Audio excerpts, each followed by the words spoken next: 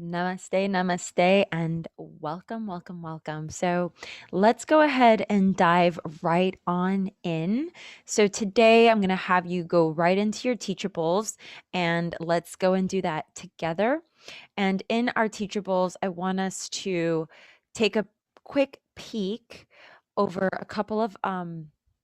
just a couple of things that we're going to be reflecting on as we journey in through the homework. So let's just take a moment there. If anyone has any questions, you can go ahead and ask them now. But if not, we'll go ahead and continue. We should be in our curriculum that is under the subtle body. So those of you that are still working on your chakras and your module B1.5, then continue to do just that.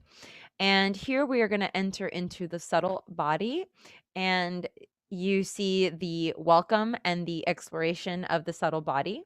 We've been introduced to the Koshas. We've been introduced to the Kleshas, the 8 limbs. We went over Avidya, and we've also been introduced to the Chakras, Ida and Pingala, the Nadis, and the Gunas. So all of that is a part of this really incredible subtle body. And here we're going to dive deeper into each of these areas as through the practice of pranayama meditation. We have the mantra, the asana, and we've discovered the multidimensional sense of being. And that's what resides within ourselves. And so I want to kind of pause there because this is going to take us into now that layer of the seventh chakra, that area of the abstract coming into unison with the more concrete, more tangible. And a lot of the time, it's really hard to digest this information because it does seem so hard to contextualize. And the subtle body is the area of our connection to this tangible, this manifest from the unmanifest. And so I would like for you to take some time to go over to the David Lynch Foundation, which is hyperlinked here for you as well in your teachable, so that you're able to get a very thorough understanding. And what I would like to do is I'm going to go ahead and share my screen with you all so that you have an idea as to what I'm talking about. For those of you that are still kind of maneuvering and navigating the teachable, I'm just going to help you out here. So I'm going to close my screen here in the corner so that you can see all what's going on here. So the davidlynchfoundation.org is a phenomenal organization and one I would definitely recommend that you go to. It is where I spend most of my time with the Transcendental Meditation, and this is something that I would like for you all to appreciate in your own respect. This is the Center for Wellness and Health, Health and Wellness, Healing Traumatic Stress and Raising Performance. This is a way where we can come together and recognize this collective consciousness and the field of consciousness. So when we talk about the field of consciousness, this is an extremely subtle layer of the body. And in quantum physics, we talk about this as the superstring theory. Some of you might be very familiar with this, and others of you, this is a completely alien type of a topic for you. And so it's very interesting. It's very hard to grasp, but it's something that I really highly recommend you look into because it has a lot to do with the physiology of the body, how we carry ourselves, how we utilize yoga as a map way through the 8 limbs of yoga, the gunas, the granthis, the shariyas, the kleshas, the koshas, all of the us, and we bring everything together and we figure this all out as it relates back to our innate being. It's who we are. It's the manifestation of our oneness. And so here we have Meditate America, veterans, 21 to none. And what we talk about 21 to none is every day, 21 veterans kill themselves, commit suicide. And so we are very focused on 21 days of meditation, 21 days of sustainability, 21 days of 20 minutes a day, daily meditation for our veterans to improve the overall collective quality of their life, their health, and to save their life. This practice has been scientifically proven to actually generate world peace. When we had the Lebanon War and we had the TM City flyers, these are yogic flyers. They legitimately levitate, so that we are able to utilize this practice in the more advanced program to meditate and levitate. We tune into different formulas as we practice so that we really refine the essence of the subtle layer or the subtle body, and we learn how to tap into these very innate gifts that our bodies are able to do. It's a very extreme, powerful meditation. And when we are in what we call a field of consciousness, when there's of two of more of like mind, which we've read in the Bible, Matthew 18:20. So most all religions and all alternative holistic healing practices consider this Shakti energy, which we've learned about Shakti, the collective energy. When we're all together in this unison, or when you go to church and you have this like holy gathering, you feel the Holy Spirit, or a yoga festival, and you feel this collective consciousness of healing and holistic healing and art, you also feel this sense of transformation. Here, David Lynch Organization offers what we call Transcendental Meditation, and we meditate twice a day with over 2,000 meditators all over the globe, daily, twice a day. And it creates this wave of peace, of inner peace, almost a sense of really a deeper connection to our inner self with the capital S. Here, this particular website, you can navigate through it as you like, and you're able to really dive in to how TM will work in your own unique self and life and path. TM is Transcendental Meditation. And Bob Roth is right here. You see his happy little face. And I practice with Bob Roth every single day, twice a day. He himself, I should actually call him respectively Dr. Bob Roth, because he speaks often and he is a doctor of neurology. And so he talks a lot about the brain. He talks about how we can actually reformulate our own DNA, how we can work towards creating our own manifestations and manifesting our own unique life, and the path to our life and path to our transformation. You'll see even Hugh Jackman, Jerry Seinfeld, Ellen DeGeneres, Martin Scorsese, and all of these really wonderful lights in our pop culture also infuse this and integrate this practice into their daily offerings. Somebody that we all know very well as well in the football world, for those of you that follow football, the American football, is Tom Brady. Tom Brady just recently took a win from the New Orleans Saints, and consistently is always at his top game. And it's always questioned, oh, he's being paid off, or all of these different kind of theories behind it. But in actuality, it's the power of his transcendental meditation that has taken his game to a whole other level, per se, so to speak, for lack of a better analogy. And so here you'll have various explanations as to why, but what I really want you to see is that what transcendental meditation is. It is a simple, natural, effortless technique. It's practiced 20 minutes twice a day while sitting comfortably with the eyes closed. It's not a religion, it's not a philosophy, and it's not a lifestyle. It just is. It just is. And what happens when you meditate is that transcendental meditation allows the active thinking mind to settle inward, to experience a naturally calm, peaceful level of awareness. During TM, the body enjoys a profoundly rejuvenating rest, while the brain functions with significantly greater coherence. And we'll dive into coherence later in our course. What does transcendental meditation differ from other meditation techniques? So I know we are very used to meditating from the way we did back when we were in yoga classes, and we would focus on the breath, or we would focus on a spot in front of us, or a light, or a mantra, or anything like that. And in TM, we do focus on, or we tend to innocently focus. And I use the word innocently specifically for this reason, because once we have a mantra given to us by our respective TM teacher, then we will keep that mantra to ourselves, and we start to practice And we utilize it as just a way to navigate the mind, but not to really steer it, just to give the mind an area of focus when it becomes clouded by distraction. But the important part about the clouding of being distracted, contrary, is that it also purifies, and it allows the mind to purify. The thoughts can come as much as they want to. And over time, this mantra will be very innocently presented in the back of your mind, kind of thing, the very back essence of your mind. And so then when it comes forth, we want to focus on the mantra. So that way we allow that to create that inner sense of peace as everything else starts to reveal its layers to us. It starts to kind of fall apart around us while we still maintain a sense of peace and balance amidst the um, the chaos.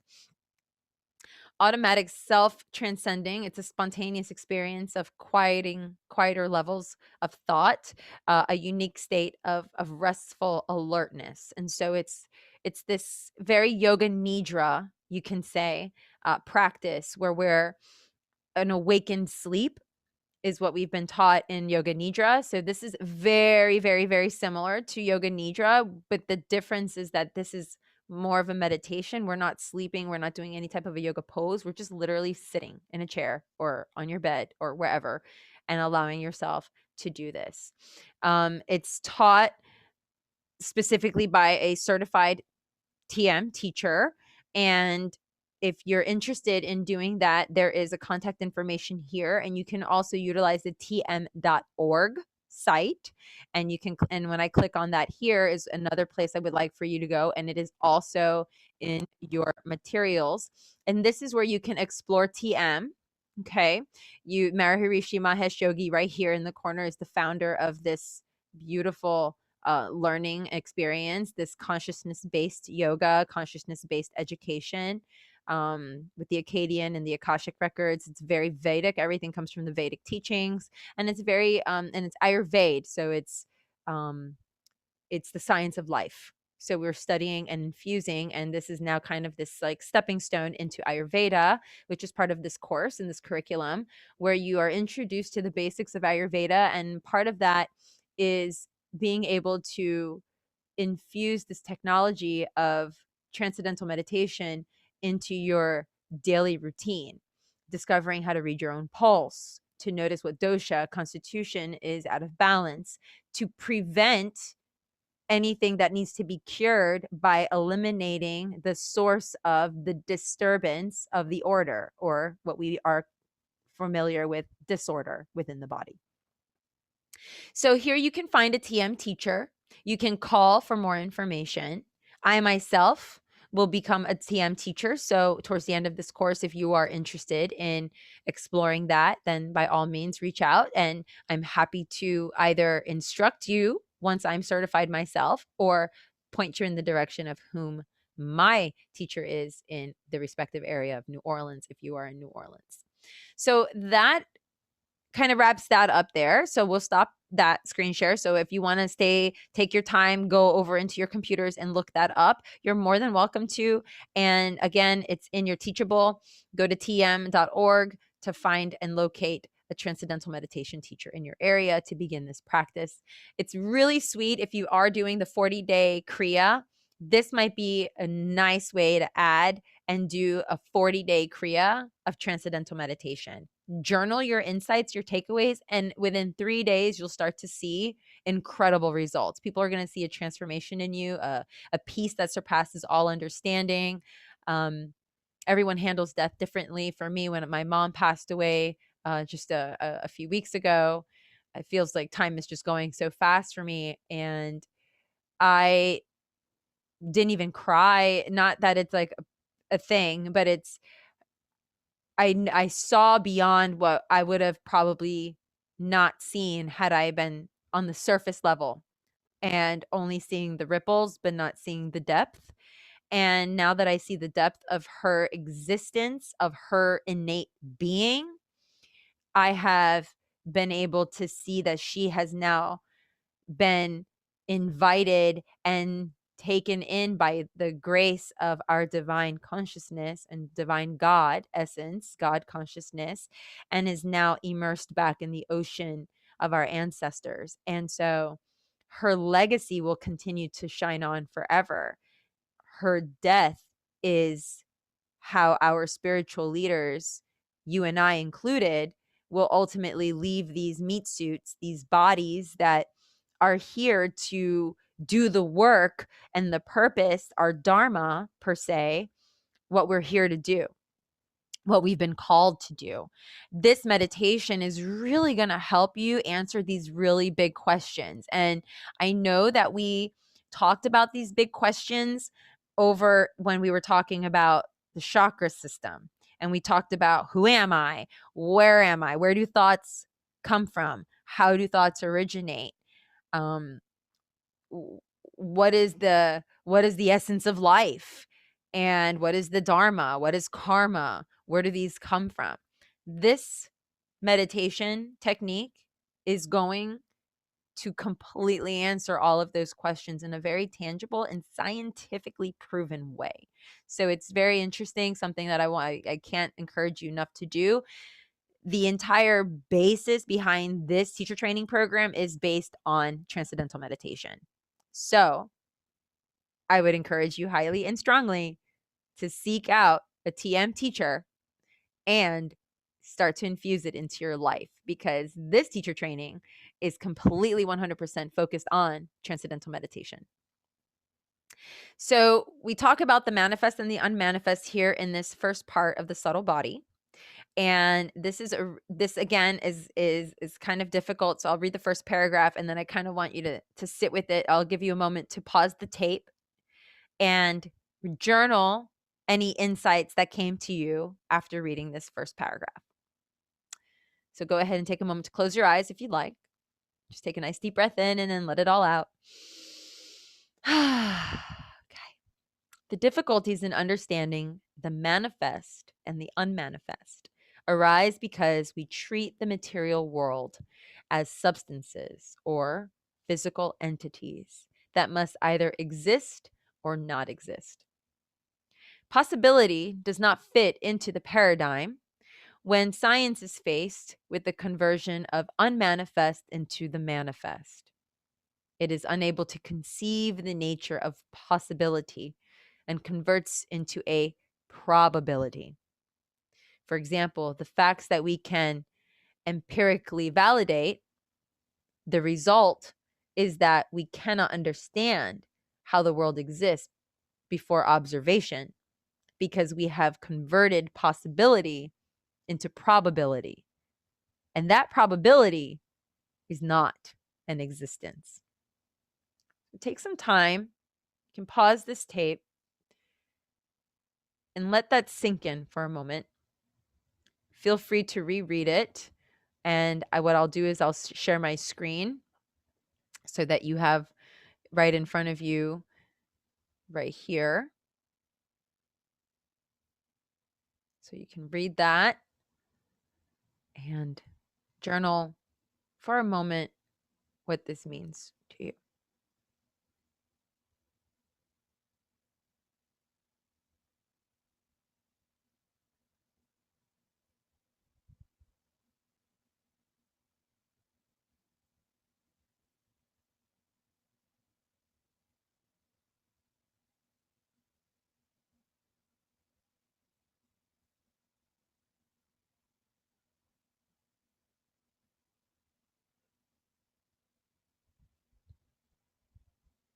So you've had some time to jot down some ideas of what this probability and possibility means. And so the difficulty in understanding the unmanifest and the manifest, it really is because it disappears when the world is treated as ideas.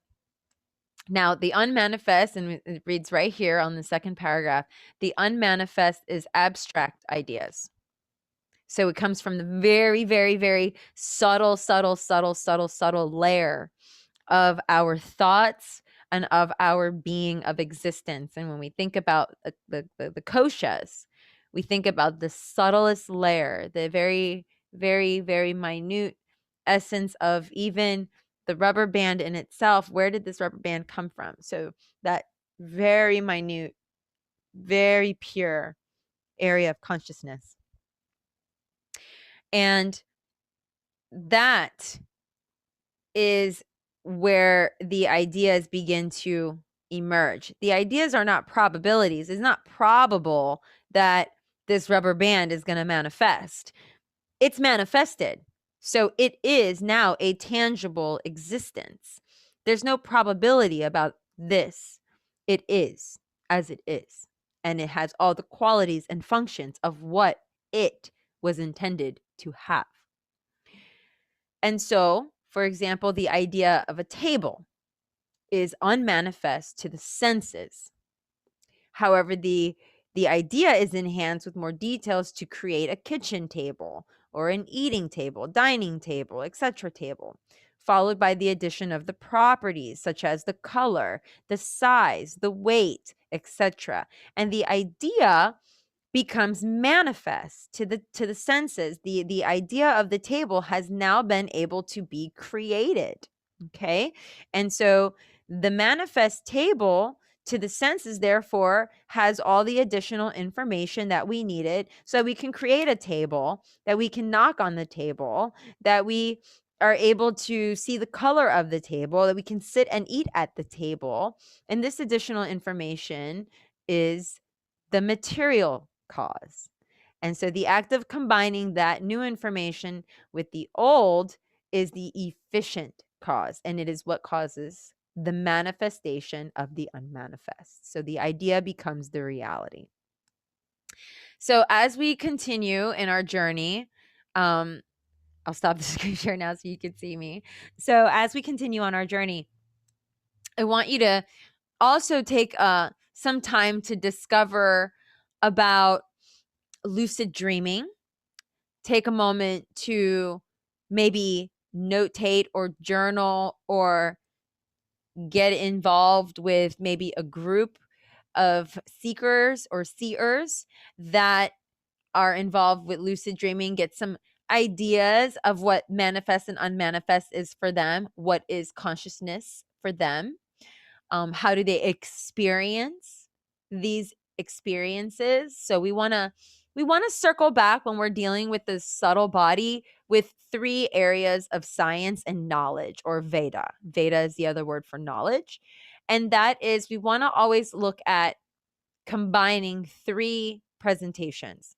The objective, which is the more scientific. We want to know, we want to see the experiments, we want to experiment with it ourselves. So maybe instead of also thinking about science is always going to be very, very, very, very, very, very focused on the very finite, very minuscule. It's like looking through a kaleidoscope and only looking through the peephole and seeing all of the stuff going on. But they're studying the intersection, the point within the kaleidoscope that is causing all of this stuff to go on. What they're not seeing is the experience of all the stuff going on. And they're also not seeing how all this stuff going on came to be. So they're only focused on the probability, but not all of the possibility. So we have objective science. And then we also want to come into the subjective. Subjective knowledge is our own experience. It's our experience of that said thing. So, for example, I could study my consciousness and I can study what it's like to transcend through meditation. I can study how the effects of said meditation at whatever time for this many minutes impacts XYZ. And X can be the observer, Y, the observing hood, and Z, the bits of consciousness of the observed hood. So you have these 3 witnesses, the witnessing aspect. And then you have the witness within. So we cannot have consciousness without consciousness. It just doesn't exist. So if we didn't have consciousness, if like some scientists believe that, then we would not be able to breathe. I'll let you sit with that one for a second. Okay? Because we need to be conscious in order to breathe. So we need that. And then subjective, we need to experience life. We need to experience this manifestation of what we are considered to be these God's children or God's beings or these divine lights in the soul self. Well, the soul resides within the human vessel, and the human vessel needs to do the work of the spirit. The spirit cannot do anything because it is no thing. So in order for the spirit to use this stick to put the flag and put it in the ground and put the flag on here, it needs a human, it needs a body, it needs a vessel to implement the work it takes to do just that. So for someone that's crossing over, they may be experiencing fear. But if there is a space or an environment that provides this nourishing capacity to encourage this being to leave the body and cross into pure consciousness, then we are then giving the body permission to surrender to the spirit because it is outgrown and therefore going into the higher states of consciousness or the manifest level. Lastly is going to be the traditional knowledge, which is passed down from generation to generation. And like how I'm teaching you here, I was taught by my guru taught me, I'm teaching you, you are going to teach someone else, and someone else is going to teach someone else, and so on and so forth. Your knowledge, your subjective, your scientific, and your traditional knowledge all come together to create the very aspect, the interpretation, and the perspective of what makes you you. It is what formulates you, what nourishes you. And as we learned in the Koshas, it is what contributes to what's going on the inside, manifesting on the outside. It's part of our physiology. In Ayurveda, we learn that food is medicine, and our intake of food, what we put into our bodies, is going to be what's going to be shining through. If we're eating like crap, we're going to look and feel like crap. If we're dressing ourselves a certain way, we're going to look and feel that certain way. So if we're dressing sexy and we feel sexy, we're going to be sexy. If we're dressing like a hippie and we're feeling kind of like all of those hippie things, then, if it quacks like a duck, looks like a duck, walks like a duck, chances are it is a duck kind of thing, right? So that is where we're at when it comes to subtle body manifestation, tuning into our innate being and allowing that to penetrate outwardly. So that, my friends, is the first step in welcoming ourselves to the subtle body. I'm going to leave it there.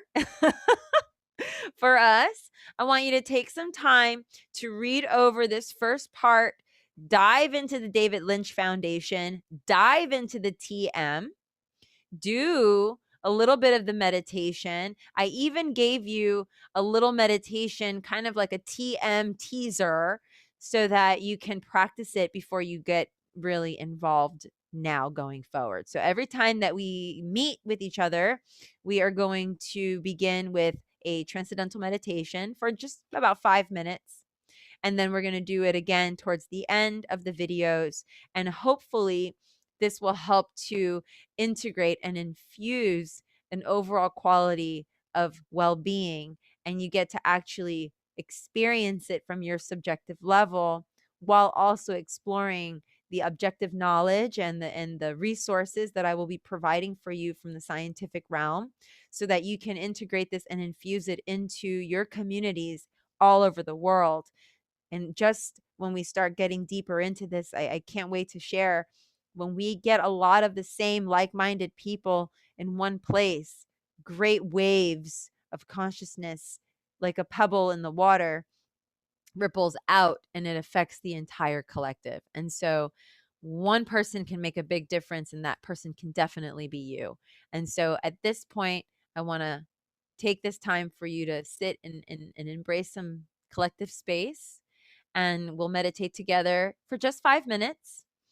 And I'll just close the video after 5 minutes with no other comment after that. And you can come back to this video as much as you need to. and also please utilize the meditation. So please get yourself into a nice, comfortable position anywhere that you'd like. You can look out a window, which is always very nice. You can take this computer, you can take whatever you want, even your phone, outside with you if you prefer to go outside. And then I'm going to invite you to close your eyes and notice what that feels like.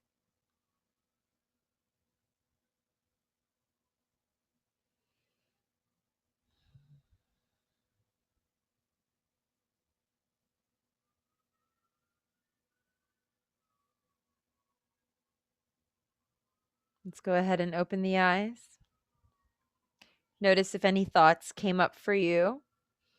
And if you're like, no thoughts came up for me, I'm going to ask you, well, did you hear the sound of your air conditioning going on? Did you hear the sirens in the background of this video? Did you hear the phone ring or hear some steps outside, people walking? Did you hear the cat, the birds, all the things? The intention of this meditation is not to stop the mind from thinking. Thinking is an inevitability. So it's always going to be going. So this not to stop it. It's to keep it focused. So we're going to try it again. And there's no mantra. If you want a mantra, just think of the sound of Om. Okay, there's no association to Om. It's just a sound. If you would like, you can use any of the Bija mantras for the time being until we formally provide you the TM and formally give you a mantra for you yourself. Your teacher will know exactly the mantra to give you. They will have that field of consciousness, and they'll know exactly through that innate being what to inform you, and then that will be your mantra forever.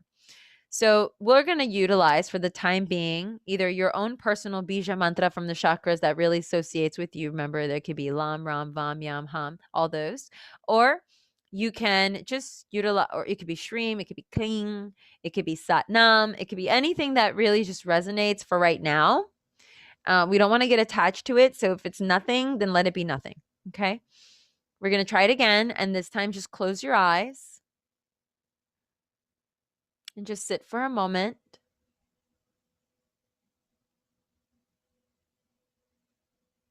Readjust yourself how you like.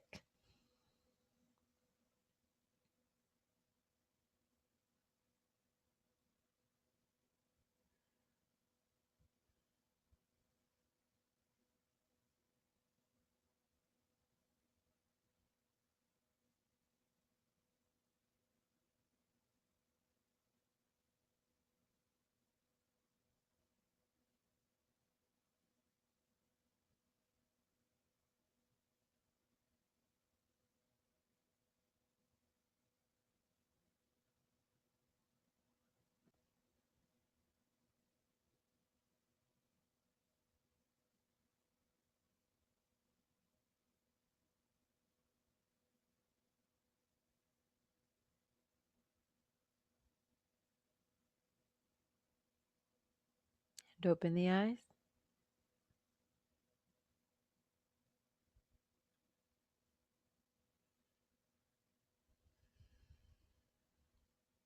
Was it easy?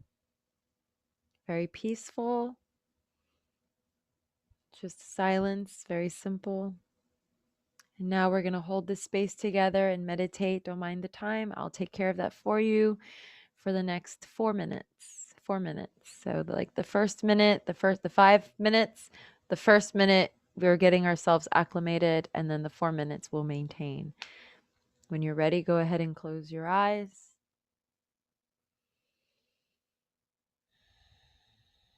And then wait for a few moments.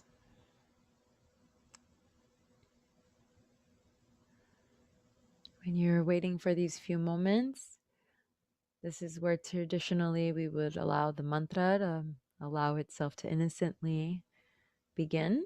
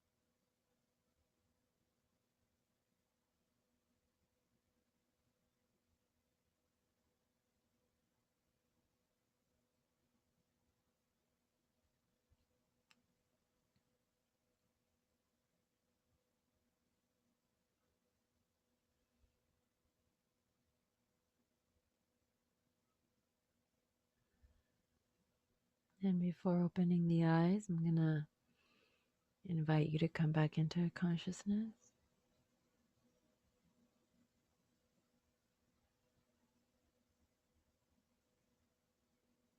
And then let's take the last few moments here to slowly open the eyes.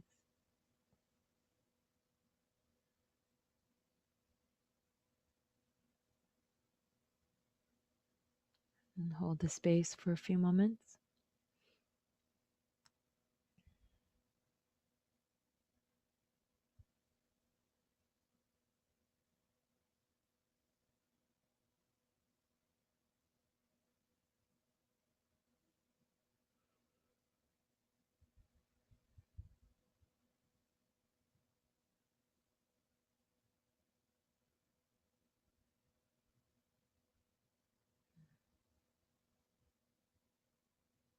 Jai Gurudev.